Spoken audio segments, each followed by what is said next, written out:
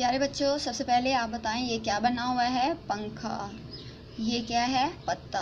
हाँ जी, ये है पंखा, ये है पत्ता। तो जब हम पंखा पढ़ते हैं तो सबसे पहले प की आवाज़ निकलती है, पंखा। इसी तरह जब पत्ता बोलते हैं तब भी सबसे पहले प की आवाज़ निकलती है, पत्ता। तो जब पहले प की आवाज़ आती है तो ये जिस तरह हमने ब सीखा था ये वैसे ही लिखना है। बस इसके नीचे आपने 3 नुक्ते लगा देना है, जिसकी वजह से इसकी आवाज़ तब्दील हो जाती है। इसको प कहते हैं। प पंखा, प पत्ता। फिर से आपने इसे फिंगर के साथ ट्रेस करना है और इसके नीचे 3 नुक्ते लगाने हैं और इसको प पढ़ना है। प पंखा, प पत्ता।